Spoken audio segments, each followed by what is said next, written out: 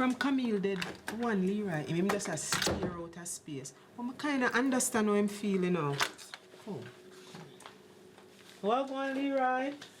What going, Leroy? You alright? How you manage? Anything you need, please don't hesitate to ask. Right now, I don't even know what's going on, because I'm always overseas for the farmer. Because I take care of everything I had for me. I don't even know I'm going to be here. I already done decide to say, oh, my money, I'll go towards investment and fear money. I got to take care of everything down here.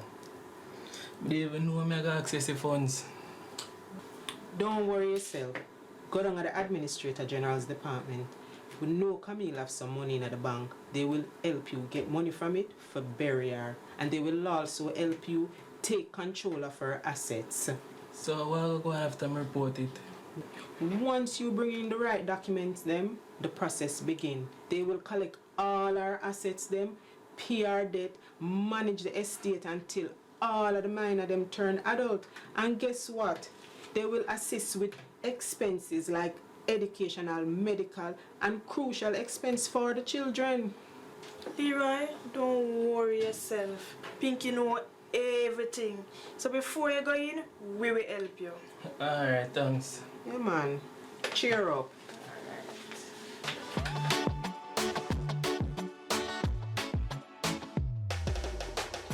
Be like Pinky, know everything.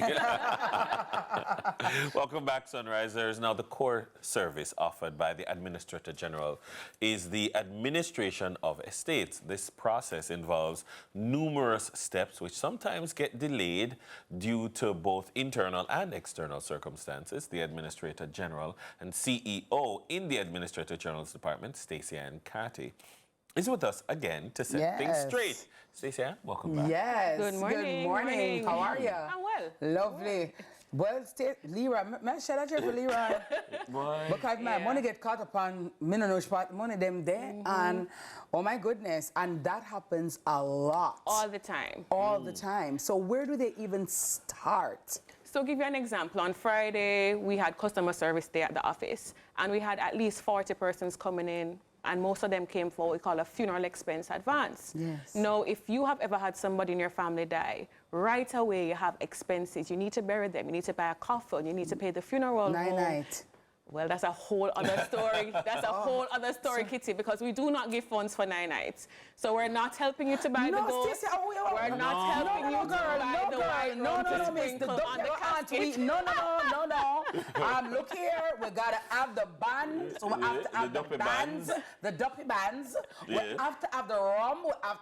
We have to lay the people to rest, or the duppy are gonna come and back sleep. That's not your part to deal with. Thank you very much for saving me from that one, Dennis. That's not our part to deal with. Dennis, you're not taking duppy things seriously. Hold on, in another space, like I've seen that happen, like when people say, okay, we are responsible for this. We'll bury the person. And then the people them cuss and say, them not giving nothing towards the 9 night. Them wicked and mean. I'm like, we said we'll bury the person. So maybe we need to have a 9 night loan something. A 9 night loan. Yeah, something. But Stacie, yes. That's a whole different department. No, but So you know, 9 nights. it's important that you spoke about that at length, because that is a natural response that we get at the office. Yeah. They have to do all these things. You have to buy buttons. Swims. Swims after the buns. Right. Have a little chicken and bread. The law provides, though, that we must bury the person, which includes, as you can imagine, the casket, the storage of the body, the preparation of the body, the transportation of the body. And we're going to give a maximum of $500,000 for that from the person's estate. And then want a $500,000 casket alone. So if you want to have a glass casket, not a problem, but the maximum you're going to get from the person's account is $500,000. So Stacie, stop. Suppose they have like 20 million in there. So somebody's saying, but is my baby father and is my husband is my father? Right. That's an excellent question. My father have 50 million Stacie, so I hang on my father something for $500,000 casket not wearing, you know, I said casket by spite. You know, because it's like a casket, but glass casket, oh, I got on good. So what we do, we look at the person's station in life. Yes. So as you said, the amount of money that they have, but you also look at their liabilities. Okay. You look at who their dependents are. Because if that person also has 50 children, $1 million per child is not going to take them very far. So we don't want to use all of it to bury them. Yes, they have 50 million, but those children need to live after. And that's a balancing act that we're going to do. So yes, put them down according to their station in life. We're not saying don't have a good funeral for the person, send them off. That's your last right that you're paying to them. But we're also balancing it with what is to come in life. Give us an idea of the wide gamut of activities that's involved in this term estate administration. Sure. So the first thing that we have to do is find out that the person died. So we need to have, as you said, the death certificate, the burial order. Then we do an application for a grant. That's what is going to give us the authority to take over the person's estate. We write to all the financial institutions to say, okay, Stacie-Ann Carty has died. This is her TRN, this is her date of birth. Tell me the assets that she has with you.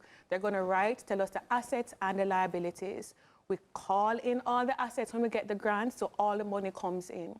If there's property, we'll rent it, if it can be rented. If we need to do some refurbishing so it can be rented once a person has money, because all the funds have to come from the deceased person. It's not that the government is advancing funds for this. It's really what the person has that we're taking care of to pass it to the persons who are to benefit.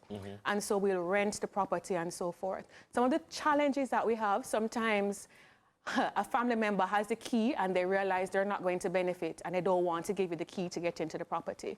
So you may have to now change the locks, you might have to have some interplay with the police and so forth, write them. So sometimes that causes a delay. They don't want to give you the title because they realize they're not going to benefit. Say, for instance, someone is alleging to be a spouse, but they haven't proven and they have a motor vehicle. And you're saying to them, we need to take the motor vehicle. It's a depreciating asset. We need to sell it so that we can invest the money for the children. They might not want to part with the motor vehicle. So some of those challenges, can be very messy. because remember, it's people you're dealing with, you know, and you were having this car for the past 5 years. I know you just want to come take it. But let me ask you though, Stacie, because you know we're Jamaicans, right? And things, you know, deadlift situations can get very contentious. If, say, for example, the person does not want to relinquish the keys, doesn't want to give you the title, what is the next step? Do I come to you at the admin general, or do I go to the police? Where do I go? And also, when the funds are to be disbursed, for example, a funeral, how quickly does your department deal with that? So let me start at the beginning, because the funeral is the beginning. We have to bury the person before we start fighting over the deadlift, right? And that's a same-day process. So the person comes in, completes a form of particulars, we have spoken about that episodes ago, has a JP sign it. We write to the financial institution to say this person has died, tell us how much money is there, they let us know.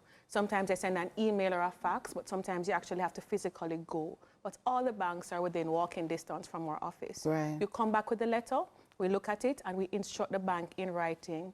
You have you have to bring us the invoice as well from the funeral home. And so you can't just come tell us, say.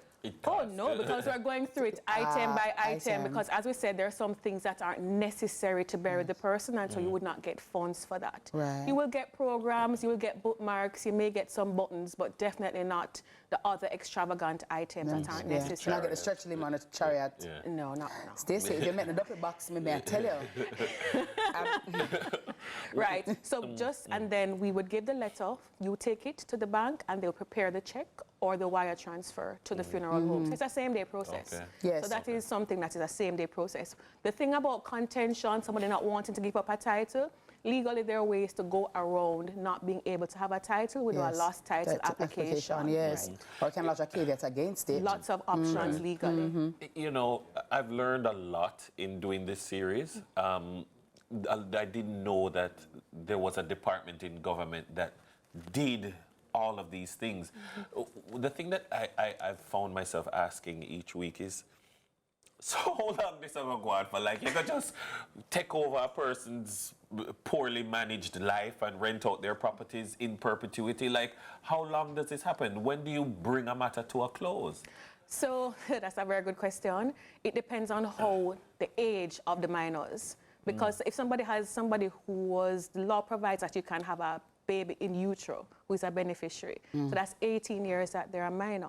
So it may be that we are taking over and taking charge for 18 years. Wow. It may also, and then remember, if the person's name wasn't on the birth certificate, we still have to wait when they're 18, give them a little time to go to the court and prove. So it may feel like we're in persons' lives for an inordinate time. Wow. But really what our role is to protect persons' interest in the estate.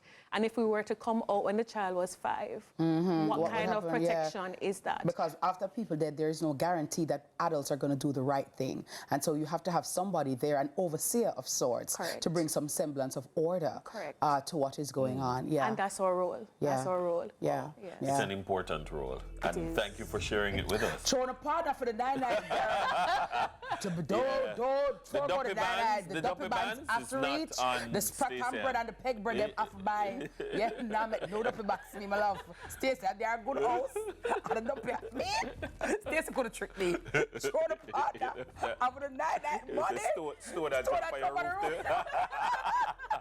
Me come back and Stacie, me and Pinky, I go come and Stacie. The duppy throw the stuff on the roof. You buy a cheap casting. Yeah. And the one going and the one Other than that, at the funeral, the body will roll to the casket. Yeah, others can do the things, you know. When them up here one go down, you know, them one go down this song. A piece of rain go fall. But tell Stacie, Beku bury up on the top good part. And Stacie said, no. Only 500,000. You have to bury blood there. And then when the body go down, it now go down. A rain start fall and pull up the hole. Jesus! I wanted the body where I dig out the hole drop in there. Yeah. Stacie caused everything. Your fault, about 500,000. Oh, but get your business in order, guys. Word to the wise. The lesson is get your business in order so you can get the funeral that you so desire, that you so choose. But if not, Stacie and her team at the Administrator General has you covered, okay? Indeed. Thanks to everybody at the Admin General's Department as well. A pleasant morning to all of you. Now, it's time to take a quick break. Yeah, get back yourself together, and then we return to dive into reggae, revolution, and social advocacy with the Peter Tosh Annual Symposium for 2024. You don't want to miss this.